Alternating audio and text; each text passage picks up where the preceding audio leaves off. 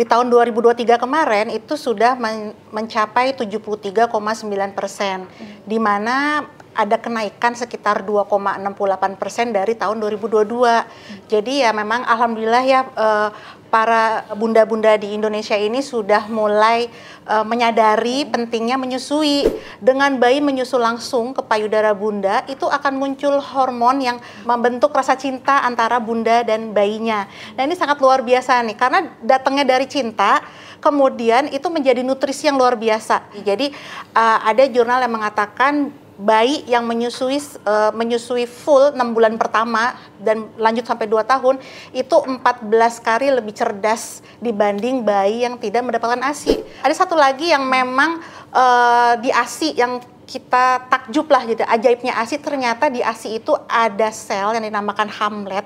Ternyata itu sel itu bisa mengobati kanker. Tangan yang dekat payudara megang areola, tangan yang sini menahan kepala, bahu, sama leher.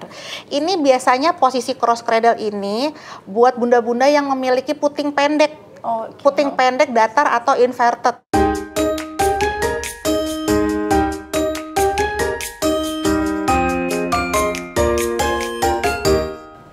Hai Bunda, selamat datang di Bunda Talks bersama aku Firly Nabila. Apa kabar bunda-bunda semuanya? Semoga selalu dalam keadaan baik-baik saja ya.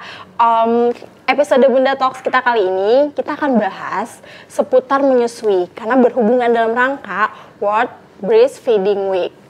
Tentunya kita akan ngobrol banyak banget ya soal serba-serbi menyusui, soal serba-serbi ASI gitu ya.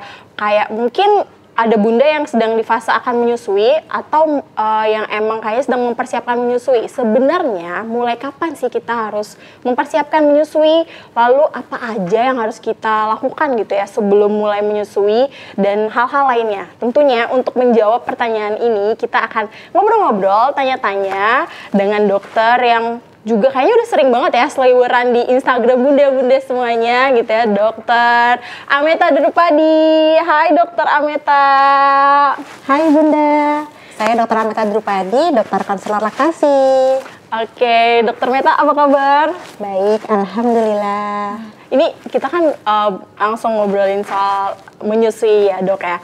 Banyak banget nih kayaknya yang udah mungkin penasaran gitu ya, harus gimana sih menyusui itu yang kelihatannya mungkin alami, tapi ternyata menantang banget gitu ya dok ya. Nah mungkin kalau aku boleh konfirmasi sekalian ya dok ya, kayak menurut Badan Pusat Statistik Indonesia nih, banyak banget katanya dari tahun 2021 itu semakin meningkat nih bunda yang menyusui bayinya secara eksklusif gitu ya. Boleh dijelasin nggak sih dok tentang data itu dan gimana sekarang nih, meningkatkah atau menurun lagi? Ya, jadi menurut pusat data itu ternyata angka cakupan ASI saat ini itu meningkat loh, ternyata dari 5 tahun belakangan, dari tahun 2019.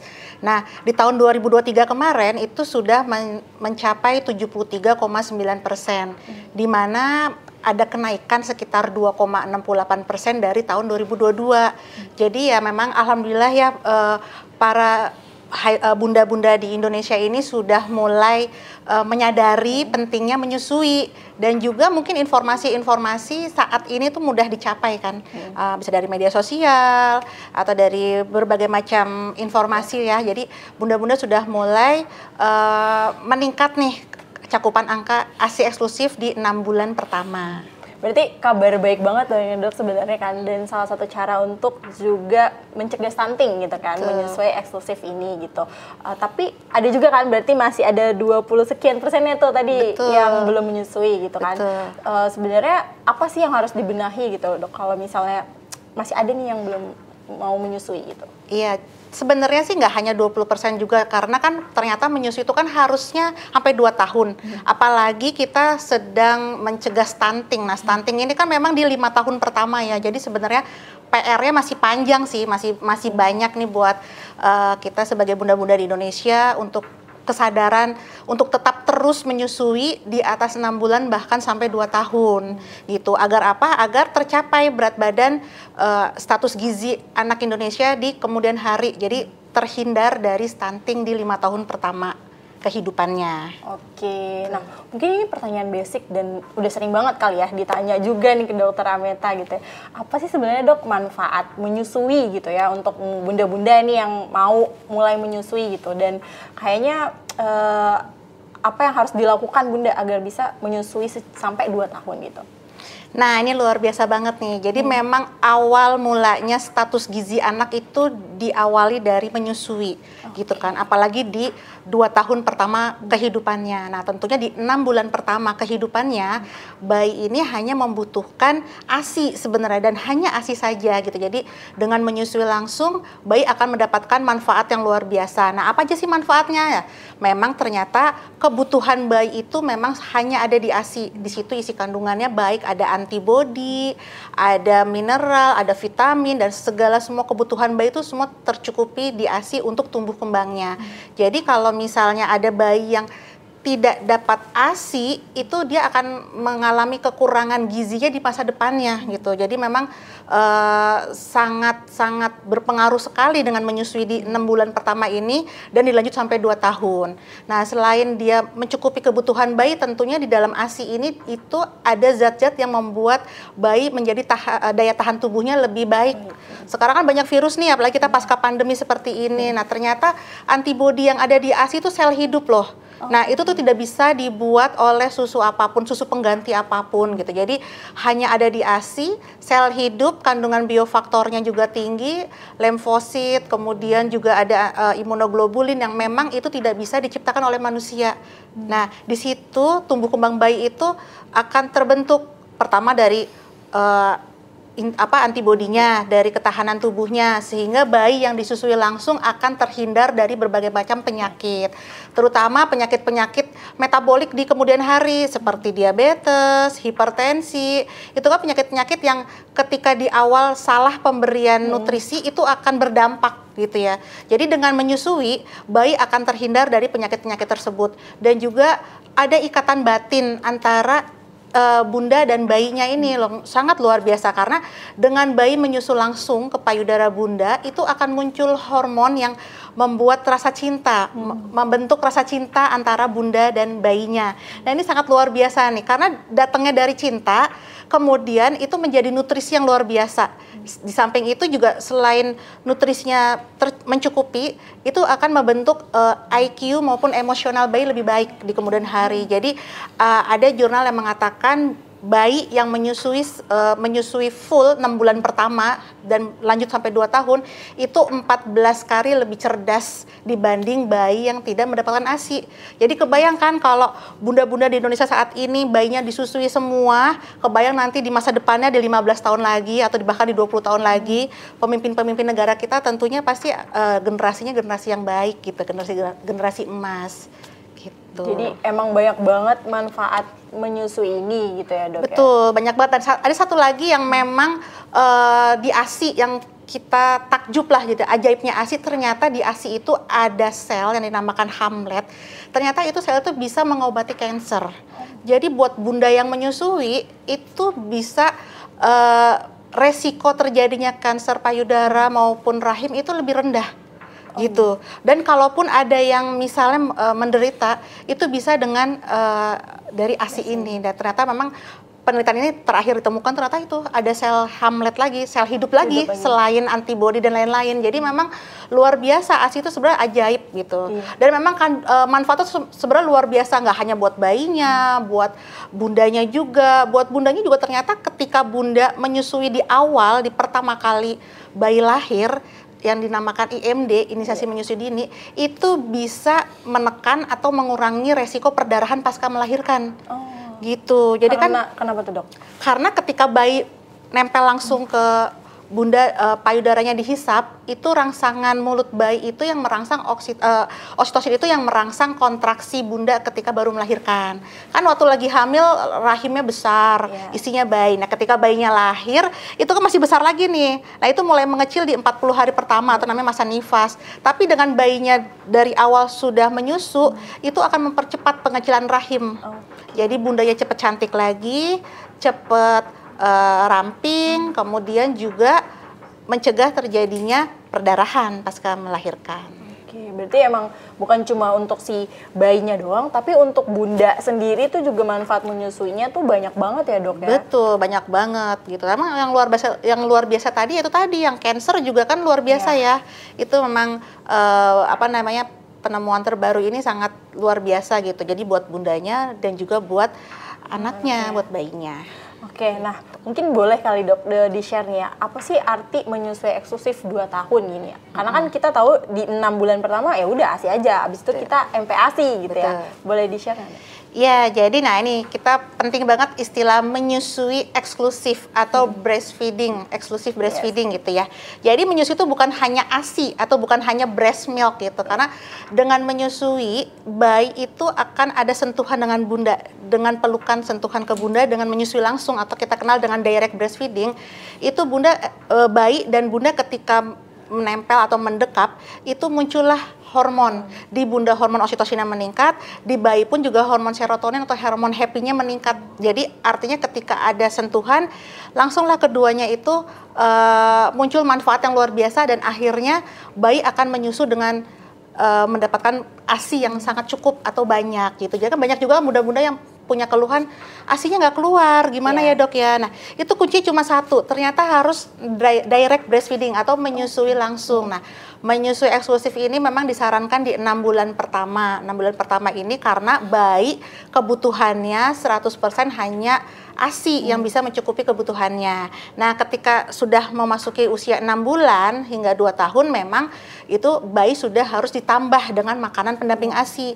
Tentunya bertahap. Jadi seperti umur 6 sampai 9 bulan itu ASI hanya bisa mencukupi 70% kebutuhan. Jadi 30%-nya harus dari makan.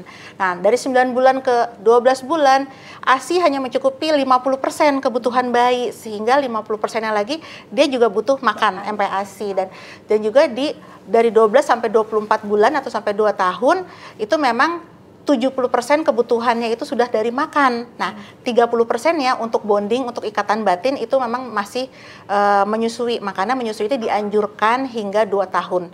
Menyusui eksklusif artinya menyusui yang bayinya menyusu langsung secara direct ke payudara bunda. Oke, aku kalau ngomongin menyusui itu agak emosional gitu loh dok, kayak butuh banyak banget hal yang dilalui gitu ya, sangat menantang buat aku sendiri gitu.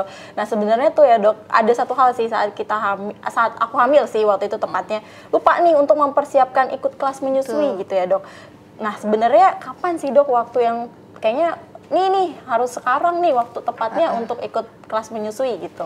Iya, jadi memang sebenarnya menyusui ini keberhasilannya itu bisa kita pelajari sejak dari awal, dari sejak hamil. Bahkan dari sebelum hamil pun juga sudah mulai mencari informasi tentang menyusui. Nah, kalau dari kehamilan itu mulai dari usia 28 minggu kehamilan itu bunda-bunda harus mencari informasi tentang menyusui. Mungkin awal-awal bunda mencari tahu dulu nih apa sih manfaat menyusui, terus tahu juga apa kerugiannya kalau anak saya nggak disusui gitu kan. Kemudian hal-hal apa yang bisa menjadi berhasil menyusunya, seperti posisi perlekatannya bagaimana, teknik pemberiannya bagaimana, kemudian kendala-kendala apa yang akan dilalui nanti setelah lahir. Nah itu bunda harus tahu dari sejak 28 minggu kehamilan dari kelas menyusui ini. Jadi penting banget buat para bunda mengikuti kelas menyusui mulai dari usia 28 minggu.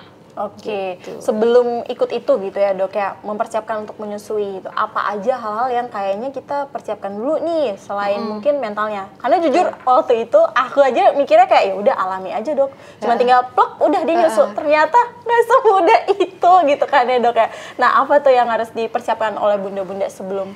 Iya, itu benar banget itu, makanya dari WHO memang ada istilahnya yang disebut dengan 7 contact lactation atau 7 kontak laktasi yang harus bunda lalui gitu kan. Ya memang tadi dari pertama kali bunda bertemu dengan seorang konselor ataupun mendapatkan edukasi tentang menyusui itu dari umur 28 minggu. Kemudian nanti pas sebelum lahir di usia 36 minggu pun sudah harus ke tatap muka kedua. Jadi apalagi nih yang harus dipersiapkan nih, karena kalau di bawah trimester 3 atau di 28 minggu itu mungkin persiapan secara mental.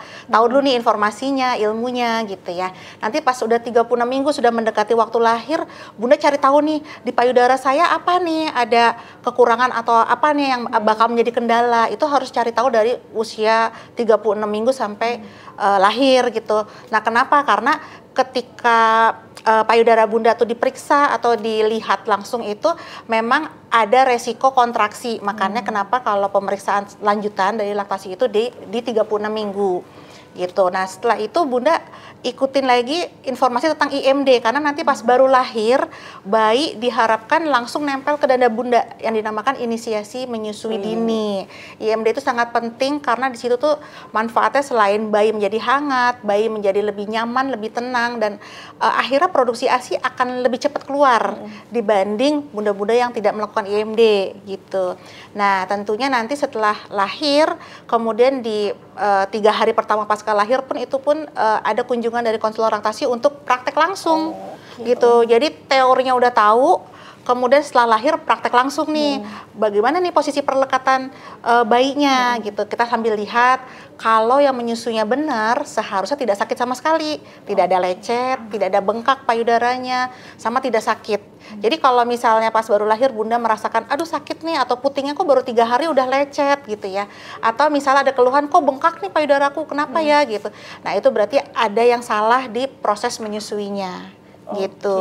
Jadi itu berkelanjutan tuh memang tuh ada anjuran dari WHO. Nah, itu udah pertemuan kelima, pertemuan ke-6 pas 1 minggu setelah pulang ke rumah.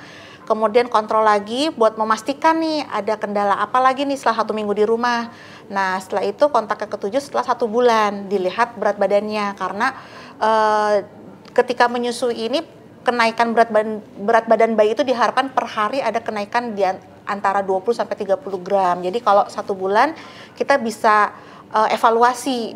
Jadi kalau berat badannya cukup sesuai dengan grafik itu berarti menyusuinya ya benar gitu. Jadi kalau tidak mencapai berarti apa yang dievaluasi nih, apa ada yang salah atau tidak gitu. Nah, tadi kan dokter sempat singgung juga ya, kalau harusnya kalau posisi menyusunya benar itu nggak sakit loh gitu kan ya. Nah, itu ada nggak sih misalnya kayak ini udah posisi paling pas untuk menyusui gitu atau gimana dok? Iya, jadi sebenarnya posisi penyusui itu ada banyak, ada 5 lah yang umumnya dikenal. Yang pertama kita bisa posisi sambil duduk, posisi cradle umum nih, kebetulan aku bawa boneka. Jadi nanti posisi cradle itu bayinya dipeluk oleh Bunda dan tangan Bunda ini merangkul sampai bokong. Gini. Ini cradle. Nih, ini yang paling umum atau paling sering. Tentunya Bunda duduk nyaman dulu. Nih senderan, kemudian bayinya menghadap ke Bunda dan kepala, telinga, bahu ini garis lurus seperti ini. Nah, kemudian posisi kedua cross cradle, kebalikannya. Kalau yang pertama tadi begini, yang kedua tangan yang dekat payudara megang areola, tangan yang sini menahan kepala, bahu sama leher. Ini biasanya posisi cross cradle ini buat bunda-bunda yang memiliki puting pendek. Puting pendek, datar atau inverted. Jadi kadang-kadang banyak bunda yang merasa insecure nih, aku karena putingnya pendek nggak bisa netain. Bisa, karena menyusui itu tidak hanya di puting. Ternyata menyusui itu bisa sampai di areola. Jadi posisi cross cradle ini, tangan yang dekat dengan payudara ini menyanggah areola seperti huruf C nih, menyanggah. Jadi kita cubit sedikit. Nah, kemudian dekatkan mulut bayi, arahkan ke atas seperti ini. Nanti begitu areola sudah mendekat ke hidung dan mulut, pasti mulut bayi mangap nih. Pas mangap lebar langsung masukin semuanya. Nah, ketika bayi sudah mengenyot atau udah menyusu, baru dipeluk bayinya. Gitu. Tadi itu pas posisi cross cradle. Jadi cross cradle ini sering dianjurkan buat bunda-bunda yang memiliki puting datar. Gitu. Kemudian ada lagi posisi football. Football itu bayi berada di lengan bunda. Jadi dia lebih dimundurin ke sini. Nah, biasanya posisi football ini buat yang bayinya kembar. Jadi bisa dua. Jadi bisa dua. Kiri kanan. Kiri kanan. Jadi di sini tentunya tangan bunda bawahnya disanggah ya oleh bantal atau apalah supaya nggak pegel gitu kan. Jadi bisa 2 bayi sekaligus. Ini posisi football gitu. Bisa juga buat beberapa bunda yang ketika habis melahirkan ada keluhan di tangan. Biasanya suka ada yang istilahnya carpal tunnel syndrome atau yang sakit nggak bisa nggendong. Itu posisi football enak. Jadi bayi diletakkan di bantal, kita hanya pegang kepala dan menyanggah lehernya gini aja. Nah, ketika sudah masuk udah tinggal pegangin gini. Jadi dibantu disanggah dengan bantal. posisi football bisa membantu buat bunda-bunda yang pergelangan tangannya sakit gitu. Kemudian ada posisi reclining, kita duduk terus agak setengah tidur, 30 derajat lebih rendah. Nah, reclining ini biasanya buat bunda-bunda yang ternyata produksi ASI-nya oversupply.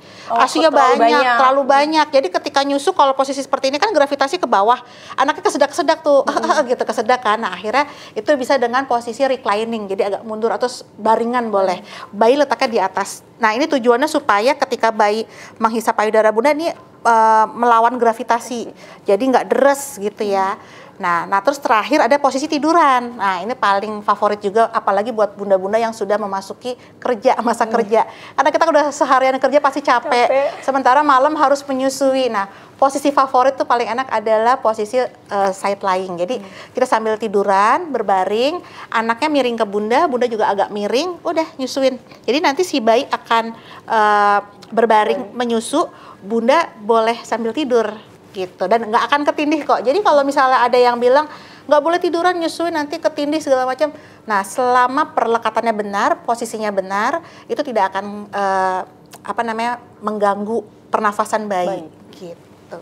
Jadi sebenarnya kalau untuk posisi tergantung kenyamanan dari bunda sendiri gitu ya, dok, yang nggak harus yang kayaknya paling ideal tuh tidur, paling ideal tuh duduk. Itu balik lagi ke kondisi bunda masing-masing gitu ya. Betul, dok, ya? kondisi dan kebutuhannya bunda. Gitu. Oke dok, selama praktek nih bantu bunda-bunda yang menyusui, sebenarnya apa sih permasalahan yang kayaknya paling banyak nih gitu? Atau mungkin salah satunya kayak aku waktu itu terlalu sering nih dengar omongan orang-orang kayaknya udahlah nggak usah menyusui gitu, ganti aja atau apa gitu, ASI-nya nggak enak atau apa gitu. Mungkin ada. Iya, jadi sebenarnya banyak banget di praktek sehari-hari yang datang gitu ya pasien. Memang nomor satu tuh kebanyakan kurangnya dukungan suami maupun keluarga inti gitu kan. Jadi, tadi saya balik lagi dia ke yang tadi. Kenapa harus ada konsul laktasi sebelumnya ataupun kelas laktasi itu supaya bunda paham nih. Dan juga tidak hanya bundanya, harusnya memang support system. Jadi ketika ikut kelas menyusui atau konsul langsung, itu ayah tuh wajib ikut, ibu kita, orang tua kita maupun mertua. Karena biasanya nih ketika baru lahir, biasanya bunda tuh masih grogi ya ketika mau menyusui. Nah, omongan dari ibu kita itu ataupun mertua itu pasti sangat mempengaruhi. Dan mungkin orang tua kita tuh makan zaman dulu kan nggak seperti sekarang, belum teredukasi. Nah, paling banyak mitosnya. Nah, jadi ketika dia baru menyusui, anaknya masih nangis, udah langsung dijudge misalnya, oh ASI-nya nggak enak, oh ASI kamu nggak ada, oh kamu makannya salah tuh. Pokoknya dengan segala macam mitos-mitos yang disebutkan, akhirnya bunda ini menjadi nggak pede atau insecure gitu. Jadi itu banyak banget. Jadi itu yang datang ke praktek saya itu salah satunya itu. Jadi support sistemnya tuh harus dibangun. Nah, kenapa sih bunda-bunda di awal itu merasa insecure tuh wajar, karena ketika baru lahir di 2 minggu pertama bunda itu mengalami perubahan hormonal yang menjadi sensitif, dia jadi moody, jadi sensitif. Nah, sensitifnya ini mengarah ke negatif, ke sedih atau malah jadi galak gitu kan. Nah, karena apa? Ada hormon yang berubah. Jadi tadinya hormon hamil, kemudian hormon hamilnya menurun, oksitosinnya meningkat. Jadi kalau ada perubahan tuh memang lebih sensitif. Nah, kalau sedang dalam masa sensitif tersebut kan biasanya di 2 minggu nih, atau kita kenal dengan istilah baby blues gitu ya. Nah, ketika di 2 minggu pertama itu kita mau informasikan apapun biasanya bunda-bunda nggak ngeh gitu, nggak bisa nyambung gitu. Jadi makanya penting banget edukasi itu sejak dari kehamilan. Iya, dok. Kayak gitu. Loading gitu ya dok. Betul. Mau ngomongin apa juga kayak ini harus gimana sih, mau ngapain. Betul gitu. Jadi itu banyak banget yang datang ke saya itu, salah satu adalah baby blues. Bundanya baby blues, ayahnya bingung, gue mesti ngapain ya gitu ya, aku mesti ngapain. Nah, orang tuanya udah ngomel-ngomel aja, anaknya nangis nih, pasti berat badannya pasti turun gara-gara nggak ada ASI-nya gitu kan. Padahal ternyata ketika bayi baru lahir, semua bayi itu pasti kan mengalami penurunan berat badan dulu, dan itu normal, wajar gitu. Tapi tidak lebih dari 10%. Nah, informasi ini memang harus diberikan di awal ketika hamil itu, supaya bunda-bunda tuh juga, oh nggak apa-apa, anakku turun, memang wajar kok gitu kan.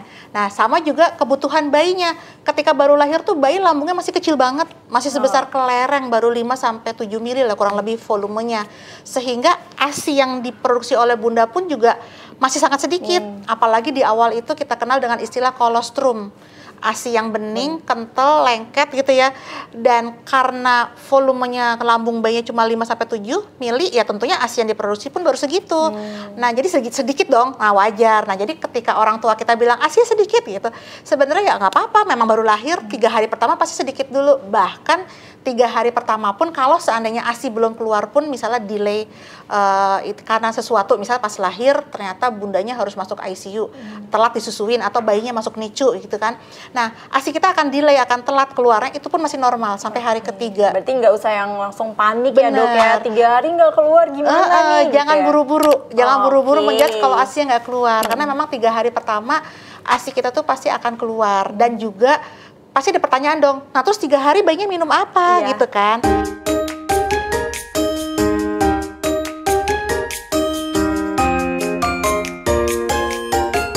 Ketika bayi baru lahir, ternyata asupan terakhir yang bayi dapat ketika dalam perut bunda itu masih ada dalam tubuh bayi dan bertahan sampai hari ketiga atau 72 jam pasca lahir. Jadi bayi nggak bakal kelaparan. Soalnya kalau misalnya ada DOT, biasanya nanti bayi udah keenakan dengan puting DOT, begitu netek nggak mau. Yang kita kenal bingung puting gitu. Teknik menyusui yang salah, akhirnya dampaknya putingnya lecet. Itu paling sering banget juga datang nih, dok putingnya udah lecet, paling banyak di sekitar leher puting ini nih kebelah gitu ya. Dok, sakit banget gitu kan, itu sakitnya tuh sampai bikin trauma, bundanya nggak mau netain. Setuju bun.